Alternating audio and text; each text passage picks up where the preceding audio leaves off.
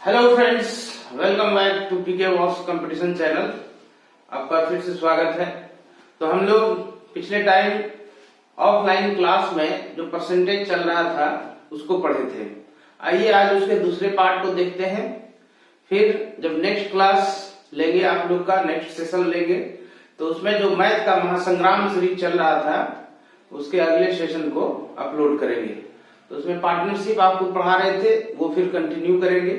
तो आज जो है आज जो है परसेंटेज का दूसरा पार्ट देखते हैं, ऑफलाइन क्लास वाला। तो जिन बच्चों का छूट गया है उनको इससे बहुत बेनिफिट होगा। तो चलिए, दो क्वेश्चन आपको कराए थे लास्ट टाइम, तीसरा क्वेश्चन लेते हैं।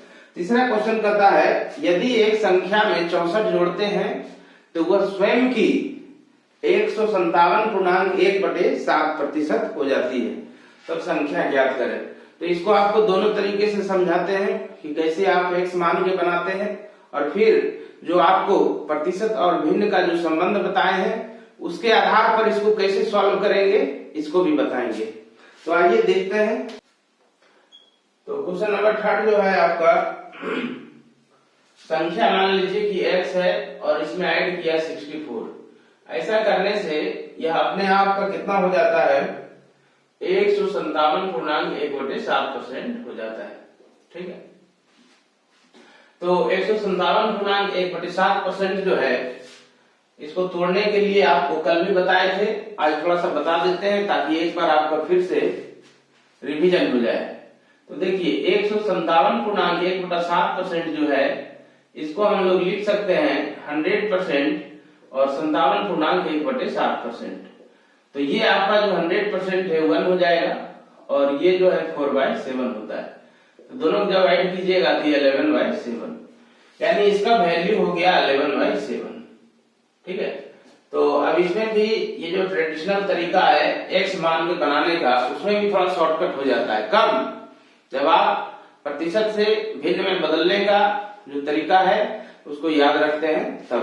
ठीक है, तो 11 ये आपको हो जाएगा 11x/7 है ना। इस x को इधर ही ले आइए तो घट जाएगा, तो इधर आपको हो जाएगा 4x और /7 हो जाएगा 64। अब यहां से काट दीजिए इसको, 4 से 16 बार में, तो x बराबर हो जाएगा 112। ठीक है, इस ढंग से। अब देखिए, आपको जो भिन्न वाला तरीका बताए हैं शॉर्टकट, उसमें इसको कैसे बनाना है। ठीक है, तो आपको फ्रैक्शन कितना दिया हुआ है, 157.1/7%। इसका मतलब आपको बताए हैं 11/7। तो इसमें जो है कल भी आपको बताए थे कि जो फ्रैक्शन होता है उसका जो हर होता है उसी को हम लोग मूल संख्या मान लेते हैं, उसी को ओरिजिनल वैल्यू मान लेते हैं। नीचे वाला जो है यही मूल संख्या हो गया।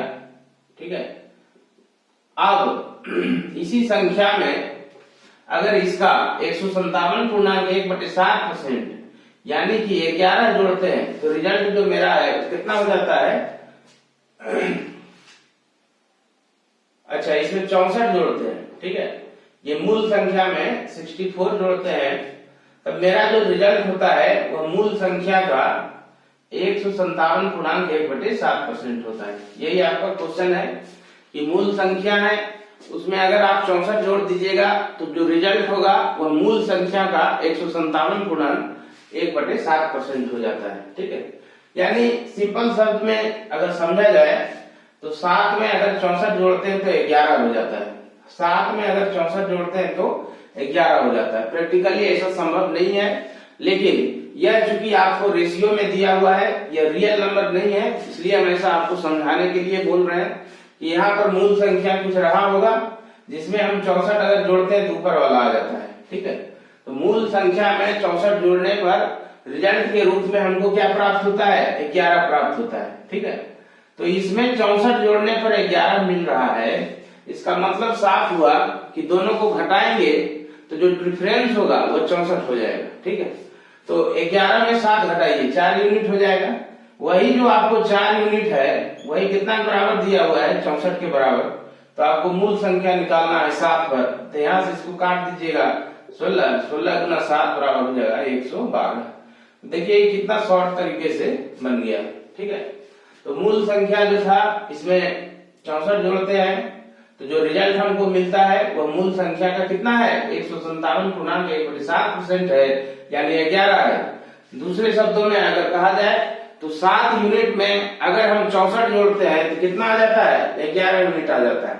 7 यूनिट में अगर हम 64 जोड़ते हैं तो कितना आ जाता है, 11 यूनिट आ जाता है। इसका मतलब हुआ कि 11 यूनिट और 7 यूनिट का जो डिफरेंस है 4 यूनिट, वह 64 के बराबर है। तो इस ढंग से बना सकते हैं।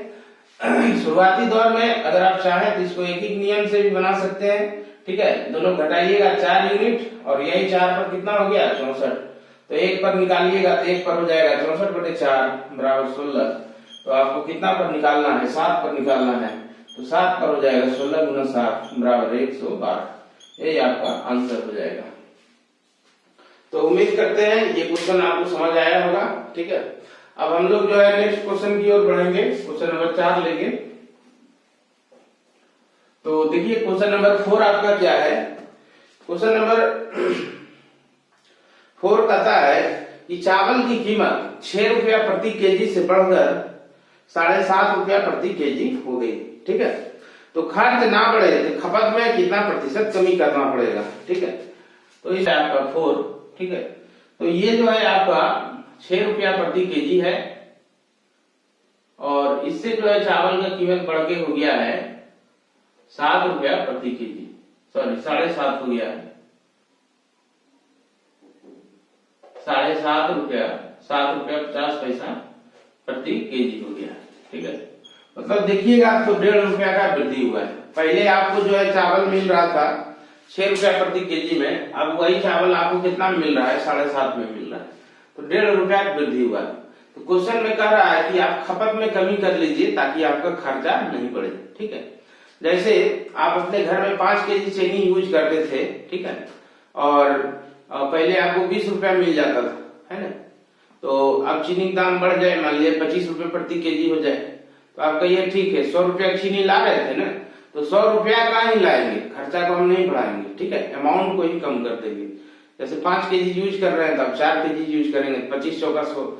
सेम क्वेश्चन है और इसमें कुछ नहीं है। तो अर्थमेटिक में जो आपका व्यवहारिक जीवन है उससे भी बहुत सारा क्वेश्चन रहता है, ठीक है। तो यहाँ पर भी देखिए उसी कंसेप्ट का यूज करेंगे। तो इसमें 3 बात का चर्चा है, एक आपका कीमत है और दूसरा आप कहिए मात्रा या खपत कहिए और तीसरा आप खर्च कहिए, ठीक है। तो कीमत कितना है, कीमत है 6 रुपया प्रति केजी, है ना। खपत आप अपने मन से कुछ भी मान सकते हैं, क्वेश्चन में दिया है खपत आप 100 केजी भी मान सकते हैं, लेकिन ऐसा मानिए जो बाद में फिर 7.5 से कट जाए, ठीक है। जैसे आप 75 चौका 300 पढ़े होंगे, है ना। तो 300 भी आप ले आते हैं यहाँ पर, इसको 50 से गुना करके, तो फिर बाद में कटने में आसानी हो जाएगा, ठीक है। तो कुछ ऐसा नंबर यहाँ पर माने खपत के जगह पर, ठीक है। तो दोनों का जो गुणनफल खर्च है वह खर्च बाद में फिर 7.5 से कट जाए, क्योंकि 7.5 से भाग दीजिएगा तब ना बाद का खपत निकलेगा, है ना। तो यहाँ पर अगर कीमत 6 है तो खपत आप 50 केजी मान लीजिए। फिर हम बोल रहे हैं कि ये क्वेश्चन में नहीं दिया हुआ है, अपने मन से माने। आपको मन है तो आप 10 केजी भी मान सकते हैं, 100 केजी भी मान सकते हैं, लेकिन हम ऐसा चीज मानेंगे जिससे हमको कैलकुलेशन करने में आसानी हो और हमारे समय की बचत हो, ठीक है। तो मान लेते हैं कि आपका खपत जो है 50 केजी है, ये माना हुआ है, तो खर्च आपका हो जाएगा 300 रुपया। अब आप क्या कर रहे हैं कि खर्च मेरा नहीं बढ़ेगा, मतलब खर्च 300 रुपया ही रहेगा और कीमत जो है 6 से कितना हो गया है, 7.5, ठीक है। तो आपको पहले ही बताए थे कि 75 चौका कितना होता है, 300 होता है। तो यहाँ पर चूंकि दशमलव के बाद 1 अंक है तो 40 केजी हो जाएगा, है ना। तो पहले आपका खपत था 50, ठीक है, अब कितना हो गया, 40 हो गया, ठीक है। पहले आपका खपत कितना था, 50 था और अब आपका खपत हो गया है 40। तो खपत में जो है कितना कमी आया है, खपत में कितना प्रतिशत कमी आया है, यही आपको निकालना है क्वेश्चन में। तो देखिए कमी हुआ 10 का, कितना पर हुआ, 50 पर हुआ, ठीक है। जिसके रिस्पेक्ट में होता है नीचे लिखते हैं और गुने 100%। अब यहाँ से जो है 2 बार इसको कटाइएगा तो कितना कमी आ गया, 20% का। तो यही आपका आंसर हो गया। दूसरा मेथड आप इसको ऐसे भी कर सकते हैं, ठीक है, कि दाम जो है 6 से 7.5 हो गया, कितना का वृद्धि हुआ, तो 1.5 का वृद्धि हुआ, है ना। तो 1.5/6 गुने 100%। तो आप जानते हैं 15 चौक 60 होता है, 4 बार में कट जाएगा, 4 से इसको काटिएगा तो 25 हो जाएगा, ठीक है। यानी जो आपका कीमत था उसमें कितना का वृद्धि हुआ, 25% का वृद्धि हुआ। ठीक है, कीमत में वृद्धि हुआ 25% का, तो कहता है कि खपत में कितना कमी कर दें।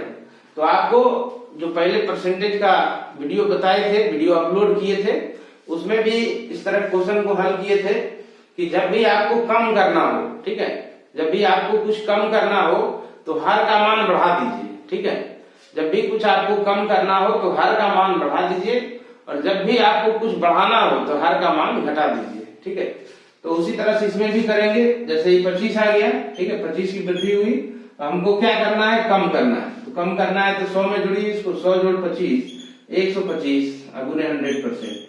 तो यहां से भी कीजिएगा तो 25 25 125 और 5 से 20, तो ये हो गया 20%। ठीक है, तो ये आपका ठीक उसी तरह का है जो आप फॉर्मूला पढ़े हैं। क्या फॉर्मूला पढ़े कि x बटा 100 प्लस x और गुने 100%, इसी पर बनाए रहते हैं। ठीक है, तो अगर आपको फॉर्मूला याद रहता है तो बहुत अच्छी बात है, आप शॉर्टकट में भी इस पर कर सकते हैं, तुरंत हो जाएगा।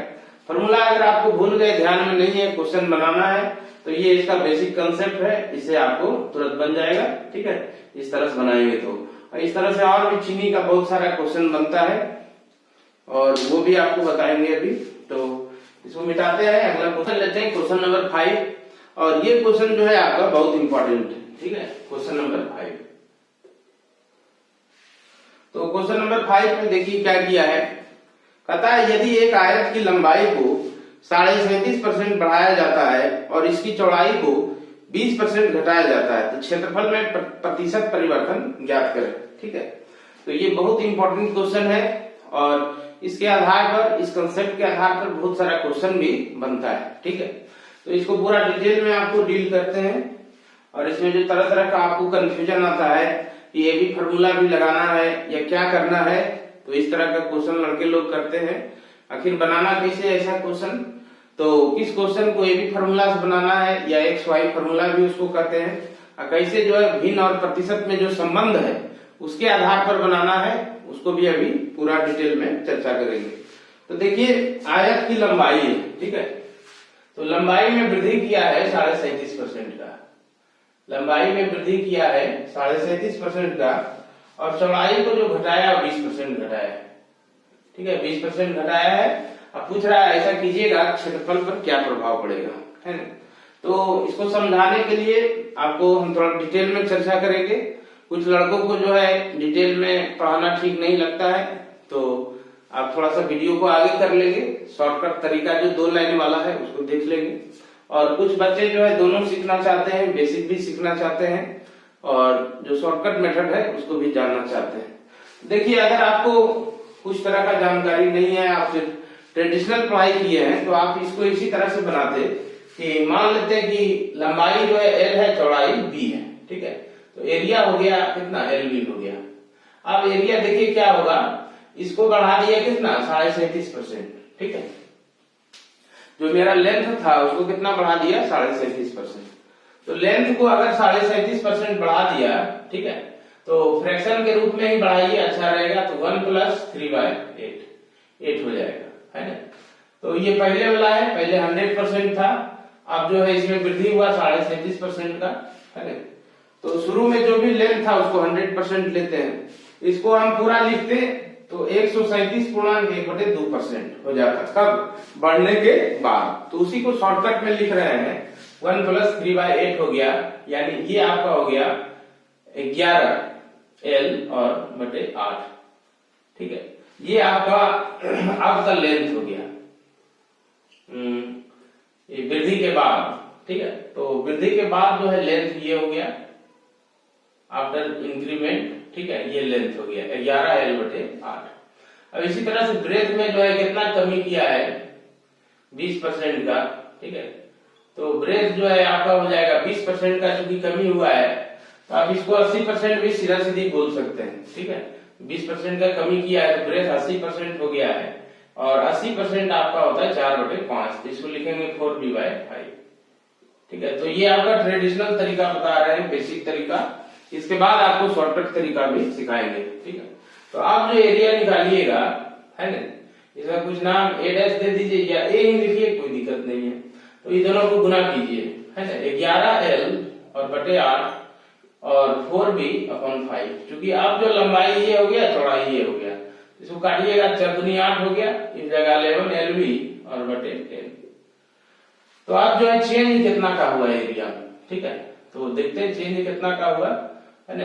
तो चेंज आपका कितना का हुआ, तो अब जो है 11 LB/10 है, और शुरू में कितना था आपका LB था, है ना। तो इसको जब माइनस कीजिएगा तो आपको हो जाएगा LB/10, ये चेंज हुआ। लेकिन सिर्फ चेंज आपसे नहीं पूछा है, परसेंटेज चेंज पूछा है। तो परसेंटेज चेंज बराबर हो जाएगा चेंज बटे मूल मान या ओरिजिनल वैल्यू, ठीक है। तो चेंज बटे मूल मान और गुने 100%, दोनों लैंग्वेज में लिख रहे हैं ताकि इंग्लिश जैसा आपको फीलिंग आए, हिंदी प्लस इंग्लिश का, ठीक है। जैसे आप पढ़ते हैं कि प्रतिशत लाभ बराबर लाभ बटे घरेलू बटे 100, उसी तरह से यही भी है, यह भी है प्रतिशत चेंज बराबर चेंज बटे मूल मान गुने 100%।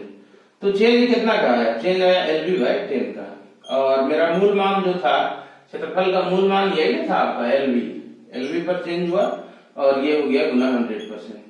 तो इसको जब सॉल्व कीजिएगा तो LB से LB कट जाएगा, 10 वाला 1 0 कट जाएगा, मतलब कितना चेंज आया 10% का। तो ये तो हो गया ट्रेडिशनल तरीका हो गया, ऐसे एग्जाम में बनाइएगा तो आपका सिलेक्शन होने वाला नहीं है, ठीक है। अगर मन है तो इसको जानिए, और नहीं मन है तो नहीं जानिए, लेकिन हम तो कहेंगे कि जानिए, ताकि क्वेश्चन जब बहुत उसके लैंग्वेज को पकड़ सके, इसके लिए ट्रेडिशनल मेथड जानना जरूरी है, ठीक है। तो छोटा मोटा एग्जाम दे रहे हैं तब तो कोई बात नहीं है, लेकिन कोई अच्छा एग्जाम दे रहे हैं, CGL वगैरह दे रहे हैं, या फिर कैट मेट सीमेट ये सब दे रहे हैं, तो वहां दिक्कत करेगा आपको, या फिर रेलवे का NTPC वगैरह दे रहे हैं। तो इन सब अच्छे एग्जाम को देने के लिए आपको बुनियादी जानकारी रहना जरूरी है, तो ऐसे एग्जाम में बनाना नहीं है, ठीक है। अब देखिए इसको कैसे अटेम्प्ट लेते हैं। तो यहाँ पर देखिए 37.5% है ना, लंबाई जो है इसमें कितना का इंक्रीमेंट किया, 37.5% का। तो इसका मतलब हम आपको बताए 3/8, ठीक है। मूल मान जो होता है वो हमेशा हर होता है, यानी लंबाई पहले 8 था, तो अब 8 में कितना का वृद्धि हुआ, 37.5% का। तो 8 का 37.5% 3 होता है, 8 3 11, अब लंबाई हो गया 11। इसके बाद देखिए चौड़ाई में क्या किया कि 20% का कमी किया, तो 20% बराबर होता है 1/5, ठीक है। तो ब्रेथ अगर मेरा 5 था तो 20% कमी कीजिए, इसमें 1 कम कीजिए तो 4 हो जाएगा। तो यहाँ से एरिया आपका निकल जाएगा, लंबाई गुना चौड़ाई, तो 8 ये बराबर लिख देते हैं L गुना B, ठीक है। तो ये हो गया 40 और ये आपका 44। स्पष्ट हो गया एरिया में क्या परिवर्तन है। तो एरिया पहले 40 था, अब 44 हो गया, कितना वृद्धि हुआ, 4 का, ठीक है। तो 4 का वृद्धि हुआ, कितना पर हुआ, तो 40 पर हुआ, तो 4/40 गुना 100%। तो यहाँ से आपको जो है 4×40 1 0, देखिए वही चीज आया 10%, ये बन गया, ठीक है। अब इसके बाद हम आपको AB फार्मूला एक्सप्लेन करते हैं, ठीक है, या XY फार्मूला भी आप उसको कहते हैं, ठीक है। तो कंटिन्यूटी में आपको बताएं कि अगर 2 कंटिन्यू इवेंट हो या सक्सेसिव भी उसको बोलते हैं, कि एक ही राशि पर अगर 2 बार वृद्धि हो या 1 बार वृद्धि हो 1 बार कमी हो, तो उसमें हम लोग ये बहुत इंपॉर्टेंट फार्मूला यूज करते हैं कि A + B और जोड़ AB/100, ये वाला यूज करते हैं, ठीक है। तो इसको भी पूरा डिटेल में एक्सप्लेन करते हैं। तो इसमें देखिए इस फार्मूला में क्या है, इस फार्मूला में भी 3 कंडीशन बन सकता है, ठीक है। अगर पहला राशि वृद्धि हो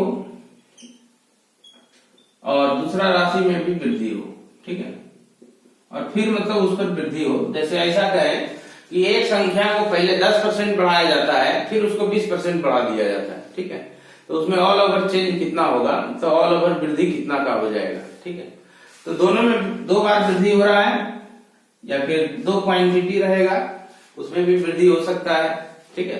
तो क्वांटिटी वाला भी आपको क्वेश्चन लेके समझाएंगे, है ना। तो अभी तो आपको संख्या वाला बता रहे हैं। तो दोनों में अगर वृद्धि हो तो सीधे आपको ये फार्मूला यूज हो जाएगा, ये डायरेक्ट, है ना, A + B जोड़ AB/100%।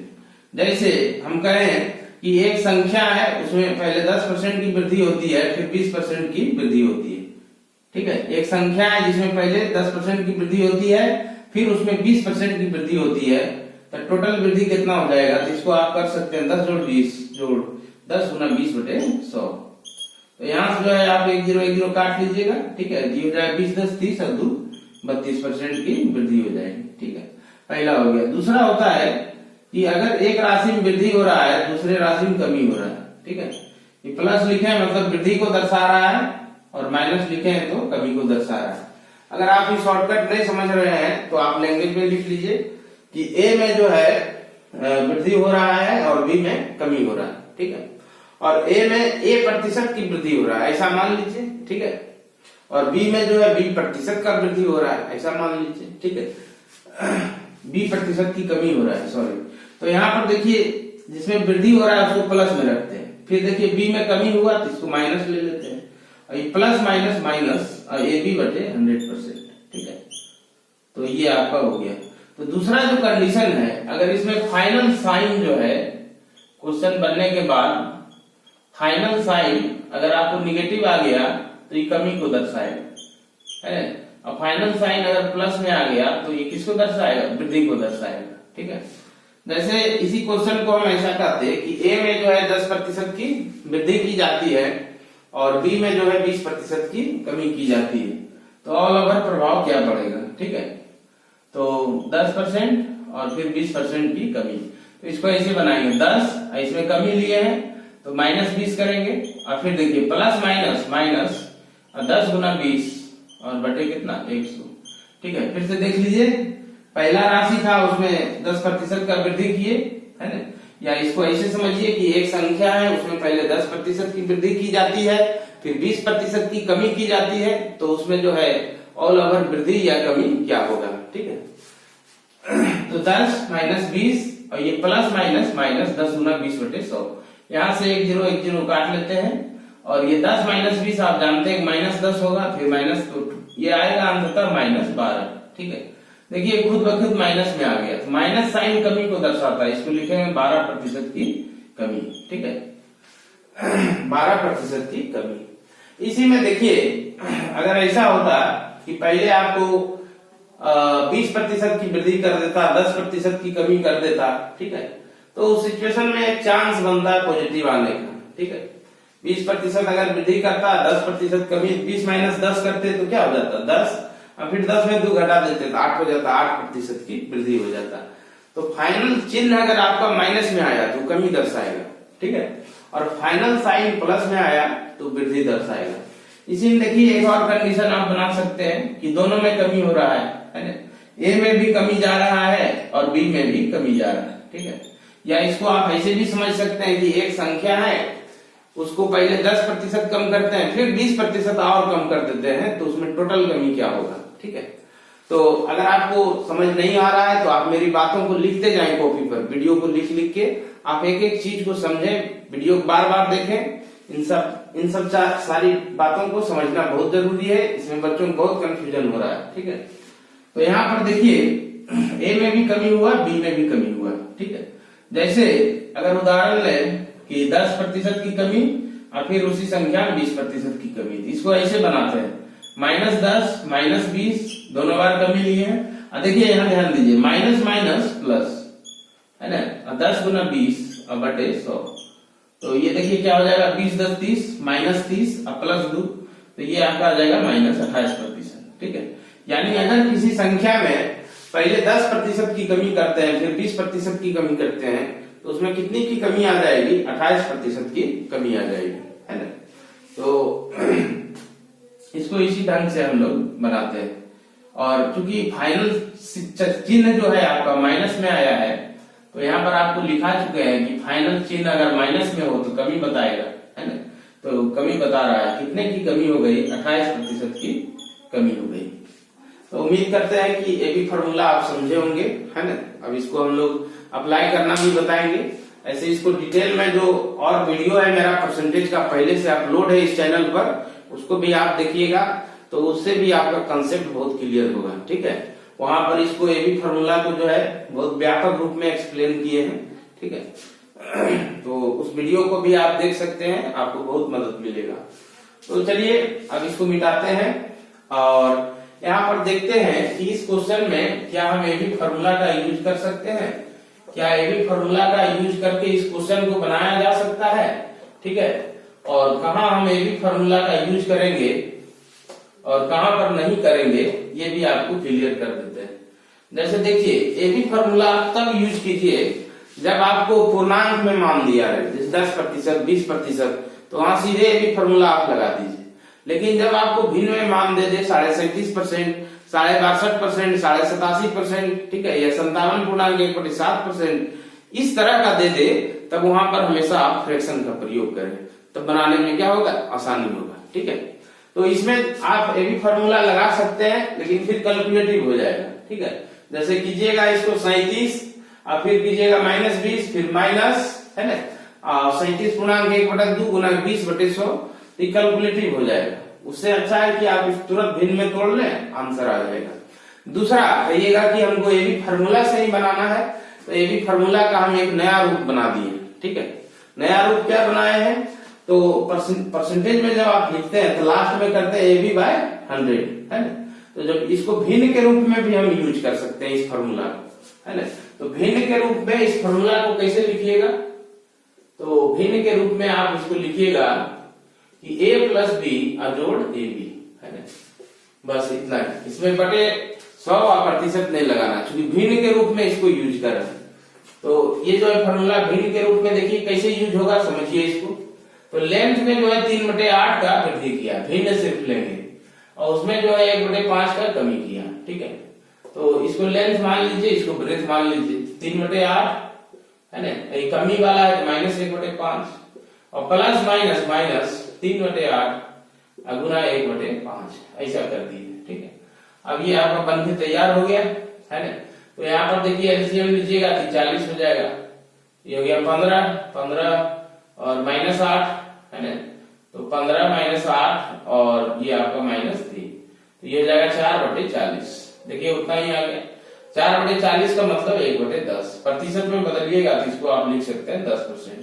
तो कितने का परिवर्तन आया, तो 10% का परिवर्तन आया, क्योंकि फाइनल चिन्ह जो प्लस का है तो 10% वृद्धि दर्शा रहा है। तो अगर थोड़ा सा अगर दिमाग का यूज कीजिएगा तो आप फ्रैक्शन वाले में भी ए बी फॉर्मूला का यूज कर सकते हैं। कैसे करेंगे, तो प्रतिशत दिया हुआ है उसको तुरंत फ्रैक्शन में चेंज कर लेंगे। अब फ्रैक्शन वाला फॉर्मूला ध्यान रखिएगा कि A + B जोड़ AB, इसमें ऐसा मत कर दीजिएगा कि AB/100 या 100%, तो गलत हो जाएगा आपका। ठीक है, फिर आंसर नहीं आएगा। तो फ्रैक्शन के रूप में भी आप ए बी फॉर्मूला को यूज कर सकते हैं। किस रूप में, A + B जोड़ AB के रूप में, जैसे इसमें हम यूज किए। ठीक है, तो आपको जो ठीक लगता है इस तरीका से अगर बनाना चाहते हैं तैसे भी बनाए। ठीक है, और अगर फ्रैक्शन में चेंज करके ए बी फॉर्मूला का फ्रैक्शन वाला जो रूप है उससे आप क्वेश्चन को बनाना चाहते हैं तो उससे भी बना सकते हैं। ठीक है, तो दोनों तरीका बता दिए। ऐसे हमसे पूछिएगा तो हम कहेंगे कि यही तरीका सीखिए, इस तरीका से और भी बहुत सारा क्वेश्चन बनता है। ठीक है, तो अब आपको समझ में आ गया होगा कि कहाँ ए बी फॉर्मूला यूज करना है, कैसे यूज करना है, ए बी फॉर्मूला का भिन्न वाला रूप क्या होता है, ये भी आपको समझा दिए। अब देखिए अगला क्वेश्चन लेते हैं। नेक्स्ट क्वेश्चन जो है आपका कहता है यदि एक वर्ग की भुजा को 40% बढ़ाया जाए, ठीक है, तो क्षेत्रफल में प्रतिशत परिवर्तन क्या होगा। ठीक है, तो अगला क्वेश्चन लेते हैं। तो वर्ग की भुजा को कितना बढ़ाया, 40%, तो इसमें आपको कोई फ्रैक्शन नहीं दिया हुआ। ठीक है, इसमें एक पूर्णांक मान दिया हुआ है कि वर्ग की भुजा को 40% बढ़ाया जाता है। तो आराम से आप चाहेंगे तो ए बी फॉर्मूला यूज कर लेंगे। तो वर्ग का जो क्षेत्रफल होता है भुजा का स्क्वायर होता है, A × A होता है। ठीक है, तो इस A में भी 40% का वृद्धि हुआ, इस A में भी 40% का वृद्धि हुआ। ठीक है, टोटल वृद्धि हो जाएगा 40 × 40, है ना, जोड़ 40 × 40 और बटे 100। तो ये ऐसा क्वेश्चन है जिसमें पेन पेपर यूज करने का जरूरत नहीं, सीधे 40 × 40 कीजिएगा 80 में फिर आप जोड़ दीजिए 16, तो ये हो जाएगा 96%। तो इस तरह से आप बना सकते हैं। तो इसमें ए बी फॉर्मूला इसलिए लगाए क्योंकि हमको मान जो दिया था पूर्णांक में दिया हुआ था। ठीक है, अगर इसी क्वेश्चन को आप चाहें तो आप भिन्न वाला तरीका से भी कुछ ऐसे बना सकते हैं। आप जानते हैं कि 40% बराबर क्या होता है, 2/5 होता है। ठीक है, और ये जो आपका दिया हुआ है ये मूल हो गया, मतलब पहले वाला जो मूल था वर्ग उसका भुजा हो जाएगा। ठीक है, तो वर्ग का भुजा लेते हैं और इसका जो क्षेत्रफल होता है a स्क्वायर हो जाता है। तो a का मान 5 लीजिए, है ना। जब 5 लीजिएगा तो कितना हो जाएगा, ये 25 हो जाएगा। अब जो है 2 बढ़ाइए, इसमें 40% बढ़ाइएगा, मतलब 2 बढ़ाइएगा, 5 2 कितना हो गया 7, 7 का स्क्वायर कीजिएगा तो 49। तो देखिए एरिया में कितना परिवर्तन आया है ना। तो 25 से 49 गया है ना, 24 का परिवर्तन आया। 24 का परिवर्तन आया कितना पर, 25 पर आया, 24/25 गुना 100%। तो यहाँ से इसको काटिएगा, 25 चौक 100, 24 चौक 96%। तो उम्मीद करते हैं कि आप अब दोनों तरीका सीख गए होंगे, फ्रैक्शन मेथड भी और ए बी फार्मूला, दोनों को हम पूरा डिटेल में एक्सप्लेन कर दिए और क्वेश्चन भी लेके समझा दिए। ठीक है, तो अब जो है आगे बढ़ते हैं, एक और क्वेश्चन लेते हैं। तो अगला क्वेश्चन है, कहता है एक मजदूर एक सप्ताह में 60 घंटा काम करता है और 2400 रुपया मजदूरी कमाता है। यदि उसकी प्रतिदिन की मजदूरी को 40% बढ़ाया जाता है और काम को 16.2/3% घटाया जाता है। तो हम यहाँ से थोड़ा डिफिकल्ट क्वेश्चन लेना शुरू करते हैं। ठीक है, तब उसकी आय में प्रतिशत परिवर्तन ज्ञात करें। तो देखिए प्रतिशत में क्या होता है कि एक आपको रियल मान पूछता है, दो तरह का क्वेश्चन आपसे पूछेगा। एक रियल मान पूछेगा कि हाँ उसका मजदूरी बढ़ के कितना हो गया, दूसरा पूछेगा कि प्रतिशत परिवर्तन बताएं, कितना का प्रतिशत परिवर्तन आया। तो ये जो प्रतिशत परिवर्तन वाला क्वेश्चन है, इसको हम लोग क्या बोलते हैं, इसको हम लोग बोलते हैं तुलना करने वाला क्वेश्चन, है ना, कंपेरिजन वाला क्वेश्चन। तो जो आपको तुलनात्मक क्वेश्चन होता है, कंपेरिजन करने वाला क्वेश्चन होता है, उसमें रियल मान का कोई जरूरत नहीं होता है, सिर्फ जो प्रतिशत वैल्यू दिया हुआ है उसी के आधार पर क्वेश्चन बन जाता है। या फिर आप अपने अनुसार भी डाटा को मान सकते हैं। ओरिजिनल मान कुछ और दिया हुआ है, लेकिन चूंकि हमको लास्ट में कंपैरिजन वाला मान बताना है, इसलिए हम डाटा को बदल भी सकते हैं। ठीक है, जैसे मजदूरी 2400 दे दिया है तो हम अपने अनुसार उसको 100 कर लेंगे, 2000 कर लेंगे, क्योंकि हमको प्रतिशत परिवर्तन बताना है, अंततः उसकी मजदूरी नहीं बतानी है। ठीक है, तो दो तरह क्वेश्चन होता है प्रतिशत में, एक आपको रियल पूछता है और एक आपको तुलनात्मक बात पूछता है। ठीक है, तो तुलनात्मक क्वेश्चन जो भी है, कंपैरिजन वाला जो भी क्वेश्चन है, उसमें आपको रियल मानों की जरूरत नहीं पड़ती है, जैसे इस क्वेश्चन में आपको समझाते हैं। ठीक है, तो देखिए इस क्वेश्चन में जो है आपको 2-3 बात की चर्चा है। एक उसका जो मजदूरी है प्रति घंटा, है ना, ऐसे यहाँ पर लिखा हुआ है कि 60 घंटे काम करके 2400 रुपये की मजदूरी करता है। यदि उसकी प्रतिदिन की मजदूरी को, तो प्रतिदिन लिख दिया है, वहां प्रति घंटा लिखना चाहिए। ठीक है, तो क्वेश्चन में थोड़ा टाइपिंग एरर है तो उसको आप देख लेंगे, हम पहले ही बोल दिए हैं। तो यहाँ पर देखिए मजदूरी जो है उसको 40% बढ़ा देता है। ठीक है, और उसके बाद काम को 16.2/3% घटा देता है। तो काम को घटाया तो वास्तव में कहना चाह रहा है कि उसके समय को घटाया। ठीक है, आप जानते हैं कि यहाँ पर इस क्वेश्चन में एक मजदूर की बात किया है, एक मजदूर की, और एक मजदूर की बात किया है तो उसका इफिशियंसी कांस्टेंट होगा। जिस क्षमता के साथ वह काम कर रहा है उसी क्षमता के साथ काम करेगा। तो जब आपका क्षमता कांस्टेंट हो जाए, एक समान हो जाए, तब आपका जो टाइम है वो सीधे किस पर डिपेंड कर जाता है, वर्क पर, या कहिए वर्क जो है किस पर डिपेंड कर जाता है, टाइम पर, है ना। क्योंकि आप पढ़े हैं कि वर्क बराबर क्या होता है, इफिशियंसी गुना टाइम होता है। जब आप क्षमता में समय से गुना कर देते हैं तो आपको कार्य मिल जाता है। तो अगर हम इफिशियंसी को कांस्टेंट कर लें तो W is directly proportional to T हो जाएगा। तो जो इसमें काम दिया हुआ है कि काम जो है उसका इतना घटा देते हैं, उसके स्थान पर हम यह भी ले सकते हैं कि वास्तव में उसके समय को घटा दिया गया है। ठीक है, इफिशियंसी कांस्टेंट है क्योंकि एक ही मजदूर का बात किया गया है। तो आइए इसको सॉल्व करते हैं। इस क्वेश्चन में आपको 3 चीजों की चर्चा है। एक आपको चर्चा है उसके मजदूरी की, ठीक है, एक मजदूरी की चर्चा है कि उसको कितना मजदूरी मिलता है। दूसरा जो है समय का चर्चा है ना, कितना देर काम करता है। और तीसरा जो है राजस्व कहिए या आय कहिए या कुल मजदूरी कहिए, है ना, कुल मजदूरी कहिए कि उसको कितना मिल रहा है। ठीक है, तो इसमें देखिए रियल डाटा जो दिया हुआ है उसका प्रयोग नहीं करेंगे, सीधे देखिए यहाँ पर इसका यूज करेंगे कि मजदूरी को 40% बढ़ाया जाता है। ठीक है, तो मजदूरी को 40% बढ़ाया जाता है। तो 40% मतलब होता है 2/5, यानी अगर उसका मजदूरी 5 था, क्योंकि हम हर को मानते हैं, मूल मान यही होता है, इसी पर वृद्धि होता है या इसी पर कमी होता है। मूल मान को हर के रूप में मानिए आप, और हर जो है 5 दिया हुआ है, तो इसमें वृद्धि कीजिए तो 7 हो जाएगा। ठीक है, तो 5 से बढ़ गई कितना हो गया, 7 हो गया मजदूरी। अब जो है उसका समय है ना, काम को लिखा है, काम को 16.2% घटाया जाता है। तो हम लोग किसको घटाएंगे, समय को घटाएंगे। और क्यों ऐसा करेंगे, रीजन आपको बता दिए हैं। तो ये आपका 1/6 होता है ना। तो समय को जो है घटाया है, तो मूल मान हो जाएगा 6। जब 6 में इतना परसेंट घटाइएगा तो 6 का इतना परसेंट 1 होता है, तो 6 - 1 बराबर कितना हो गया, 5 हो गया, है ना। अब देखिए उसका इनकम कितना है ना। तो मजदूरी अगर है 5 रुपए प्रति घंटा, 6 घंटा काम करता है, तो आय हो जाएगा 6×5=30। अब उसका आय कितना हो गया, 35 हो गया। ठीक है, तो यही आपसे क्वेश्चन में पूछा है कि उसकी आय में कितना परिवर्तन होगा, समझ गए। उसकी आय में कितना परिवर्तन होगा, तो पहले आय 30 था, 35 हो गया, तो 5 का वृद्धि हुआ। 5 का वृद्धि कितना पर हुआ, 30 पर, तो गुने 100%। ठीक है, तो इसको 5 6 से काट सकते हैं, तो 1/6। अब 1/6 को आप जानते हैं भिन्न के रूप में कितना होता है, वही होता है 16.2/3%। डायरेक्ट लिख सकते हैं, इस भिन्न को देख कर ही इसके साथ गुना करने का जरूरत नहीं, या फिर सॉल्व कीजिएगा तो उतना ही आएगा। ठीक है, तो सीधे अगर लिखना है तो सिर्फ भिन्न को देखिए, अब भिन्न को देख के प्रतिशत मान लिख दीजिए, काम हो जाएगा। तो उसके आय में कितना परिवर्तन आया, 16.2/3% का।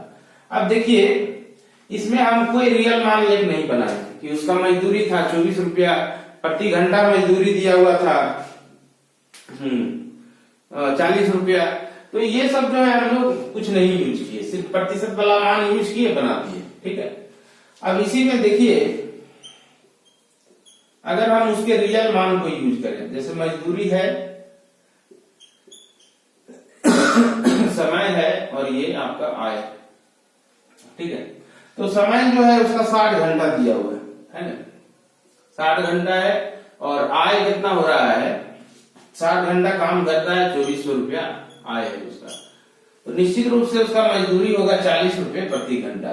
तब ने 60 घंटा काम किया, तो 60 × 40 2400 उसका आय हो गया, है ना। अब क्या क्या बोला था आपको कि मजदूरी में जो है 40% की वृद्धि की जाए, यही बोला था। तो इसमें अगर आप वृद्धि कीजिएगा मजदूरी में 40% का, ठीक है, तो इसका 40 का 40% क्या होगा, तो 40 का 40% आपको 16 हो जाएगा। 16 बढ़ाइएगा तो 56, है ना। 40% निकालना है तो एक अंक के बाद दशमलव दीजिए। ठीक है, तो ये भी आपको बता देते हैं कि अगर आपको 10% निकालना हो, या 1% निकालना हो, या 0.1% निकालना हो, तब क्या करते हैं। ठीक है, जैसे आपको 500 है, ठीक है, इसका 10% निकालना है, तो 10% निकालना है ना, तो दाहिने साइड से एक अंक के बाद दशमलव बैठा दीजिए। ठीक है, यानी 500 का जो 10% होगा वो यहाँ पर डेसिमल बैठा दीजिएगा। 500 का 10% जो होगा क्या हो जाएगा, 500, और यहाँ पर आप एक अंक के बाद दशमलव बैठा दीजिए, तो ये हो गया 50 दाहिने साइड से। अगर इसका 1% पूछे, ठीक है, अगर इसका 1% पूछे तो दाहिने तरफ से 2 अंक के बाद दशमलव बैठा दीजिए। ठीक है, यानी 5.00 दोनों कट जाएगा, दशमलव के बाद 0 कोई वैल्यू होता नहीं, 5 हो जाएगा। इसी तरह से और हम घट सकते हैं, अगर 5 ना हो, ठीक है, तो यहाँ पर जो है एक अंक के बाद दशमलव दिए 10% में, 1% में 2 अंक के बाद दशमलव दिए, 0.1% में 3 अंक के बाद दशमलव देंगे, तो 0.1% जो है आपका क्या हो जाएगा, 0.5 हो जाएगा। ठीक है, तो ये बहुत इंपॉर्टेंट चीज है, डायरेक्ट क्वेश्चन बनाने में बहुत मदद करता है। जैसे यहाँ पर 40 का 10% निकालिए तो 4 हो जाएगा, है ना। तो हमको 40% निकालना है, तो 10% 4 है, तो 40% 16 हो जाएगा। 40% का वृद्धि किए, 16 का वृद्धि किए, 56 हो गया।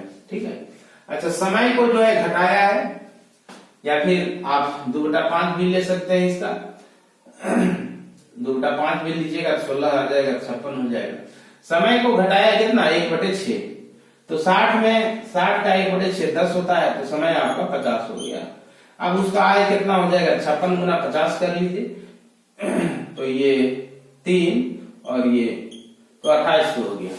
तो देखिए यहाँ पर भी उसका आय बढ़ा, तो ये रियल मान लेके बना रहे हैं, यहाँ पर रियल मान नहीं दिए थे, है ना।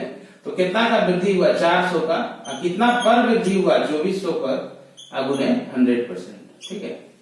तो यहां से आप इसको कैंसिल करा सकते हैं, ठीक है। ये 6 बार में कट जाएगा, तो 1/6 आ गया, तो 1/6 को डायरेक्ट लिख सकते हैं 16.2/3%।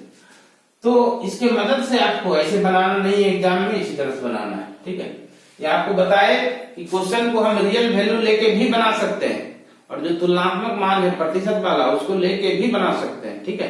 लेकिन बनाना कैसे है, जब भी आप क्वेश्चन में तुलनात्मक मान पूछे, रियल मान नहीं पूछे, तो आपको इसी ढंग से बनाना है शॉर्ट में। रियल वैल्यू को यूज ही नहीं करना है, क्योंकि जब आप रियल वैल्यू को यूज करने जाएंगे तो वो आपके टाइम को कंज्यूम करेगा, ज्यादा समय लेगा, ठीक है। तो इस तरह से हम अपने समय को कम कर सकते हैं।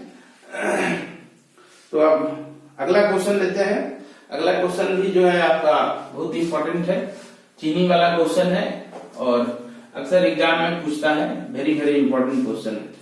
कहता है कि चीनी की कीमत 16.2/3% बढ़ जाती है और परिवार द्वारा इसकी खपत 20% कम कर दी जाती है, तो खर्च में परिवर्तन ज्ञात करें। तो इसमें देखिए 3 बात का चर्चा है नेक्स्ट क्वेश्चन में। एक आपको कीमत का चर्चा है और एक खपत का चर्चा है और एक खर्च का चर्चा है, ठीक है। तो कहता है कि कीमत जो है 16.2/3% बढ़ जाती है। 16.2/3% का मतलब क्या होता है, 1/6। यानी कीमत अगर पहले 6 था, तो अब 6 का 16.2/3% यानी 1 बढ़ गया, तो इसमें जोड़ दीजिए तो 6 कितना हो जाएगा, 7 हो गया कीमत। इसके बाद बोला है कि खपत 20% कम कर दिया जाए, तो खर्च में परिवर्तन बताइए। तो खपत में जो है 20% की कमी की गई, यानी 20% बराबर हो गया 1/5। यानी खपत पहले 5 था, तो अब इसको 4 कर दिया, ठीक है। खपत पहले 5 केजी था, तो अब इसको कितना कर लिया, 4। तो पहले खर्च आ रहा था, कीमत था 6 रुपए प्रति केजी, खपत था 5 केजी, तो खर्च हो गया 30 रुपया। अब खर्च हो गया 28 रुपया। तो खर्च में कितना परिवर्तन आया, बोलिए 2 रुपया परिवर्तन आया। कितना पर आया, 30 पर आया, 2/30 गुने 100%, ठीक है। तो 2/30 का मतलब आपको बताए हुए हैं 1/15, और 1/15 को आप तुरंत लिख सकते हैं 6.2/3%, ठीक है। तो इसीलिए आपको बोले थे कि आप बेस फ्रैक्शन को याद कर लीजिए। जब तक लड़का लोग इसको कैलकुलेट करेगा, सॉल्व करेगा, आप तुरंत देख लीजिएगा, अच्छा 1/15 आ रहा है, तुरंत मानिएगा 6.2/3% आगे बढ़ जाइएगा। तो एग्जाम में अगर आपका 2 से 3 सेकेंड समय भी बच जाता है पर क्वेश्चन पर, तो 10 क्वेश्चन पर आपका 30 सेकेंड बच जाएगा। आधा मिनट का भी बहुत इंपॉर्टेंस होता है, ठीक है। और 20 क्वेश्चन जब आप सॉल्व करेंगे तो उसमें 1 से 2 मिनट का समय आपका बच जाएगा, ठीक है। लेकिन बचता बहुत है, क्योंकि आपको 25 क्वेश्चन जो है मात्र 8-9 मिनट में बनाना है, तभी आपका रिजल्ट हो पाएगा, नहीं तो रिजल्ट नहीं होगा, ठीक है, पीटी का। चलिए तो नेक्स्ट क्वेश्चन लेते हैं। तो अगर आपको सेशन अच्छा लग रहा है, आप इससे कुछ सीख पा रहे हैं, तो हमारे वीडियो को आप लाइक करेंगे और इसको ज्यादा से ज्यादा शेयर कीजिए अपने दोस्तों के बीच। चैनल को सब्सक्राइब कीजिए और बेल आइकन भी दबा सकते हैं, ताकि जैसे ही कोई वीडियो हम डालें आपके पास नोटिफिकेशन पहुंच जाए, है ना। और कोई भी आपका सुझाव हो तो आप कमेंट बॉक्स में हमेशा आपका स्वागत है। आप किस टॉपिक पर वीडियो चाहते हैं या फिर वीडियो में और किस तरह का सुधार किया जाए, तो इस तरह के सुझाव आप देने के लिए स्वतंत्र है, ठीक है। अब है कि नेक्स्ट क्वेश्चन लेते हैं। तो अगला क्वेश्चन भी आपका कुछ इसी तरह का है। कहता है एक सिनेमा के टिकटों की बिक्री 57.1/7% बढ़ जाती है और टिकट की कीमत 16.2/3% बढ़ जाती है, तो राजस्व में प्रतिशत परिवर्तन ज्ञात करें, ठीक है। तो राजस्व किसको कहते हैं, रेवेन्यू को। जैसे आप एक सिनेमा हॉल खोल के बैठे हुए हैं, आप 10 टिकट बेचते हैं और एक टिकट का दाम 5 रुपया है, तो आपको 50 रुपया आएगा, ठीक है। तो 50 रुपया ही आपका क्या हो गया, जो टोटल प्राप्ति हुई, कुल प्राप्ति जो हुई, उसी का राजस्व कहते हैं, ठीक है, या रेवेन्यू कहते हैं इंग्लिश में, है ना। तो इसमें 3 बातों की चर्चा है। एक आपका बिक्री है, दूसरा आपका कीमत है, बिक्री है, बिक्री सेल जिसको आप कहते हैं सेल्स, तो बिक्री है, बिक्री के बाद आपका कीमत दिया हुआ है, टिकट का जो कीमत है, और फिर एक राजस्व का चर्चा है, रेवेन्यू का। ठीक है, तो इसमें बिक्री को भी बढ़ाया है, कीमत को भी बढ़ाया है। तो बिक्री में वृद्धि हुआ है 57.1/7% का। ठीक है, तो बिक्री में वृद्धि हुआ है 57.1/7% का। तो 57.1/7% आपको बताए हुए कितना होता है, 4/7 होता है। तो ये बिक्री में इतना का वृद्धि किया है। ठीक है, 57.1/7% का।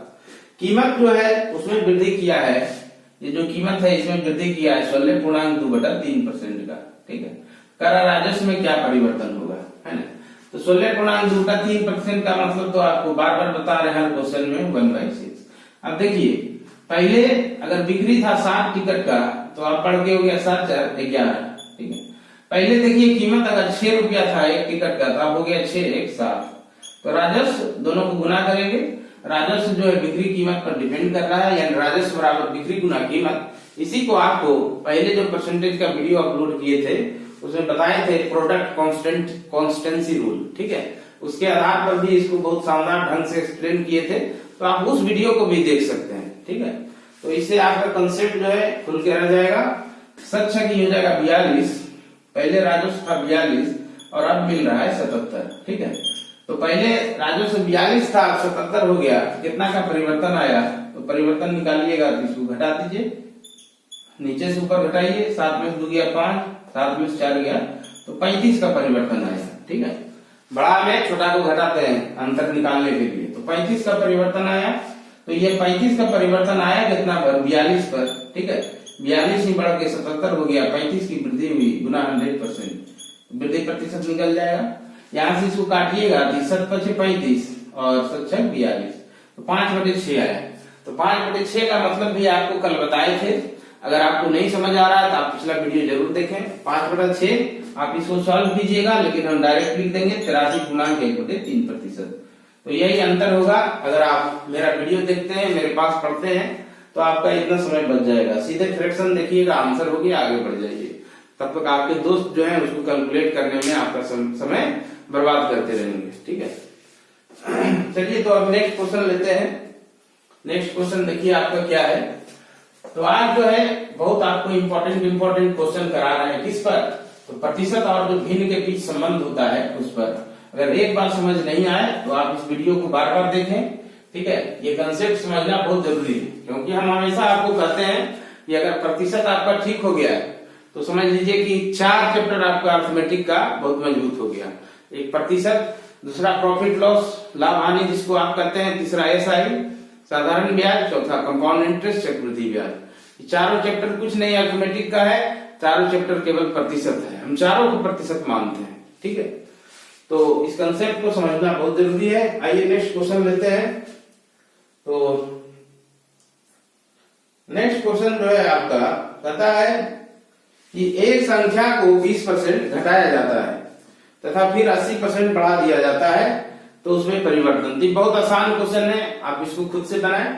ठीक है, तो एक संख्या है, उसको 20% घटाया पहले, फिर 80% बढ़ा दिया, तो उसमें क्या परिवर्तन होगा। ठीक है, तो ये भी फॉर्मूला लगा दीजिए, फ्रैक्शन तो है नहीं, तो इस ढंग से करने की कोई जरूरत है नहीं, डायरेक्ट ये भी फॉर्मूला यूज कीजिए, अब देखते के साथ आपका उत्तर निकल जाएगा। इस क्वेश्चन को बनाएंगे और जो भी आंसर आएगा आपका कमेंट बॉक्स में लिखेंगे। 44% की वृद्धि आएगी आंसर। चलिए नेक्स्ट क्वेश्चन लेते हैं। कहता है एक वस्तु पर कर 10% बढ़ा दिया जाता है, तब इसकी खपत जो है 10% घट जाती है। तो टैक्स बढ़ा दिया तो उसका खपत क्या हो गया, घट गया। कहता है प्राप्त राजस्व में प्रतिशत परिवर्तन ज्ञात करें। तो ये ठीक इसी तरह का क्वेश्चन है। ठीक है, ये जो आपको बताए थे बिक्री कीमत राजस्व, तो ठीक इसी तरह क्वेश्चन है, तो इसको भी आप खुद से बनाएंगे। हम अगला क्वेश्चन लेते हैं। तो आप देखिए एक संख्या वाला क्वेश्चन पूछता है एग्जाम में। ठीक है, तीसरी संख्या के रिस्पेक्ट में दिया रहता है कि 2 संख्या इतना प्रतिशत है, इतना प्रतिशत है। ठीक है, तो फिर पहले और दूसरे का तुलनात्मक बात पूछता है कि तुलना कीजिए कितना परसेंट है। तो देखिए अगला क्वेश्चन है, कहता है कि 2 संख्याएं है, 2 संख्याएं एक तीसरी संख्या से क्रमशः 20% और 50% अधिक है। तो इसको अगर 100 मानते हैं अपने मन से, तो ये आपका 120 हो जाएगा और ये आपका 150 हो जाएगा। ठीक है, आप पूछ रहा है कि तब पहली संख्या दूसरी संख्या का कितने परसेंट है। पहली संख्या दूसरी संख्या का कितने परसेंट है, 12/15 गुना 100%। क्योंकि यहाँ पर एक एक जीरो कट जाता सब में, इसमें भी इसमें भी इसमें, तो सीधे ले लिए 12/15। और इसको नहीं भी देखिएगा तो इस दोनों को भी सिर्फ देख सकते हैं, कोई दिक्कत नहीं है ना। क्योंकि इस रूप में लिखा है फिर कटेगा नहीं, तो यहाँ से अब 12/15 और कितना आ गया गुने 100%, तो 3 से ही आपका कट रहा है। ठीक है, तो 3 से काटिएगा, 3 चौक 12 और 3 5 15, तो ये आपका 4/5 हो गया। 4/5 का मतलब आप जानते हैं 80% होता है, यानी पहली संख्या जो है दूसरी का क्या है 80% है, तो ये आपका उत्तर हो जाएगा। तो इस तरह का क्वेश्चन अभी एग्जाम में पूछ रहा है। ये क्वेश्चन को और कॉम्प्लिकेटेड करता है तब जब कहता है कि पहली संख्या दूसरी का 25% है, और फिर डाटा चेंज कर देता है कि दूसरी जो है तीसरी का जो है 40% है, तो उस केस में क्वेश्चन थोड़ा कॉम्प्लिकेट होता है। ठीक है, तो उस तरह का भी क्वेश्चन है आगे, उसको भी एक्सप्लेन करेंगे, है ना। या पुराना वाला वीडियो देखिए, उसमें भी बहुत सारा क्वेश्चन है। चलिए अब अगला क्वेश्चन लेते हैं। नेक्स्ट क्वेश्चन कहता है यदि गौतम की लंबाई सीमा की लंबाई से 10% ज्यादा है, तो सीमा की लंबाई गौतम की लंबाई से कितने प्रतिशत कम है, यही क्वेश्चन है आपका। ठीक है, तो गौतम की जो लंबाई है सीमा की लंबाई से 10% ज्यादा है, तो सीमा की लंबाई गौतम की लंबाई से कितना कम है। तो इसको आप उस फॉर्मूला पर भी बना सकते हैं जिसमें आपको बताए थे कि आप r का मान बढ़ा दीजिए x/100 + x गुना 100%। उस फॉर्मूला से भी आप इसको डायरेक्ट बना सकते हैं अगर आपको फॉर्मूला याद है। ठीक है, तो 10 का वृद्धि किया, नीचे में भी आप बढ़ा दीजिए 100 + 10 110 गुना 100%। ठीक है, तो यहाँ से इसको कैंसिल कराइएगा तो कटा दीजिए, 1 0 1 0 कटा दीजिए, सिर्फ भिन्न को ही देखिए।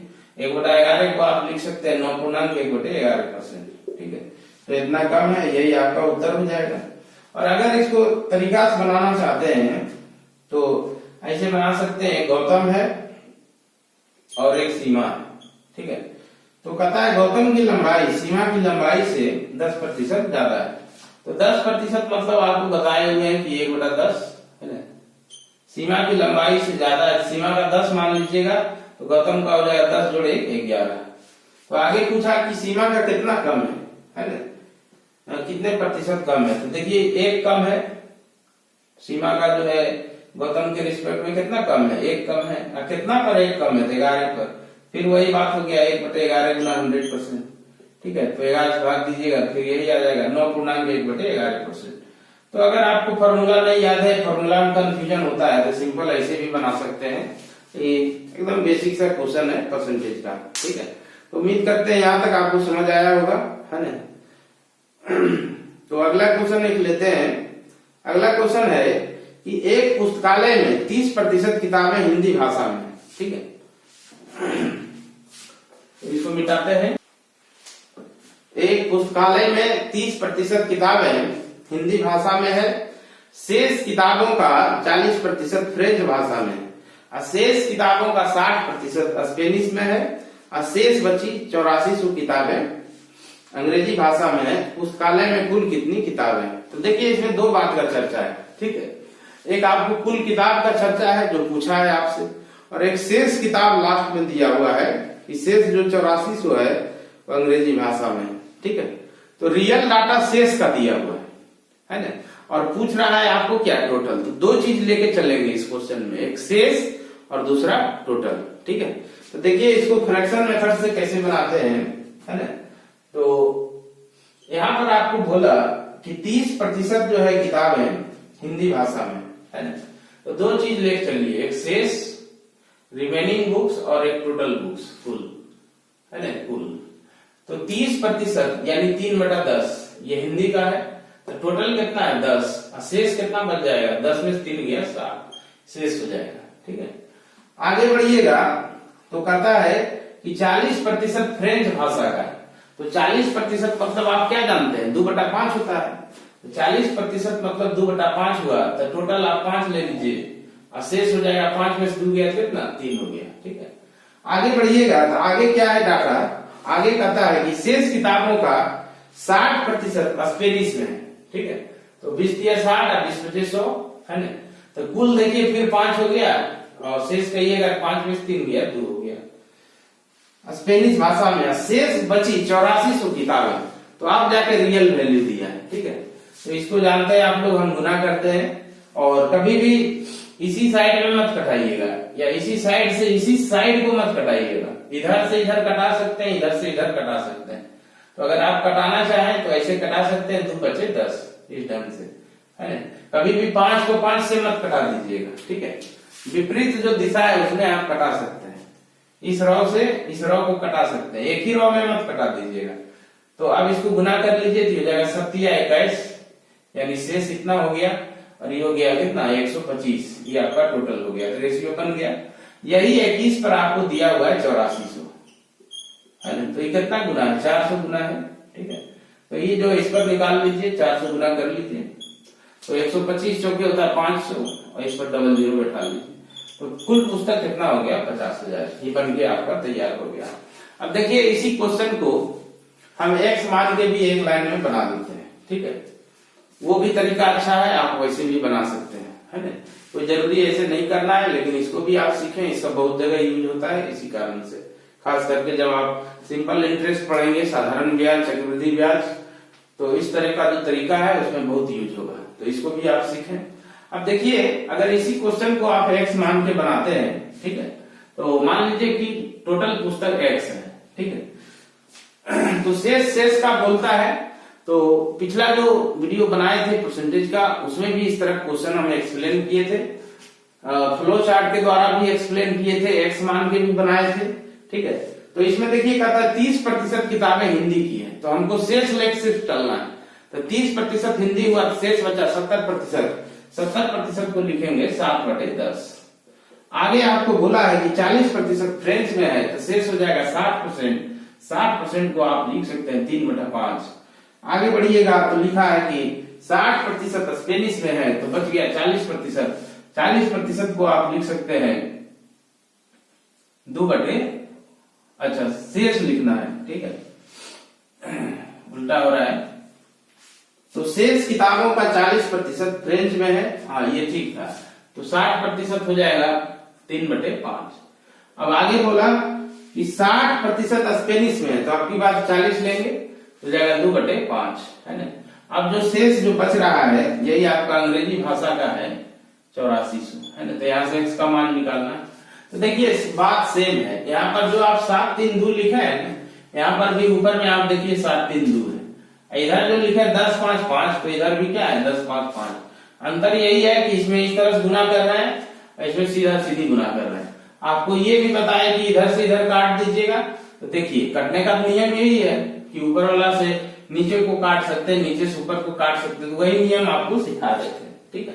तो अब कुछ नया लग रहा होगा, वही वाला बात हो गया कि मकैया जो फुटता है गाँव में उसका तो पॉपकॉर्न है, खूब बिक रहा है, ठीक है। तो वही हाल है इसमें भी। तो यहाँ पर देखिए ये हो गया 7 या 21, 21 दूनी 42, अब 42 दूनी क्या हो गया 84 200। अब गुना कर लीजिए, x बराबर आंसर ही हो गया 55 25 दूनी 50, 50 पर 3 0। तो x मान के भी आप चाहिएगा तो बना सकते हैं इस तरह के क्वेश्चन को। तो कुल पुस्तकों की संख्या कितनी हो गई 50,000 हो गई। तो आज का ये सेशन यहीं तक रहने देते हैं, और फिर कभी जरूरत पड़ा, है ना, तो इस तरह का स्पेशल सेशन लेके आते रहेंगे। और जो भी बच्चे ज्वाइन करना चाहते हैं जल्दी ज्वाइन कर लीजिए, तो क्लास छूटता है तो आपका आगे दिक्कत हो जाता है, ठीक है। तो इस सेशन को यहीं तक रहने देते हैं। वीडियो को जरूर आप लाइक कीजिएगा, शेयर कीजिएगा और चैनल को सब्सक्राइब कीजिएगा। तो विदा लेते हैं, जय हिंद।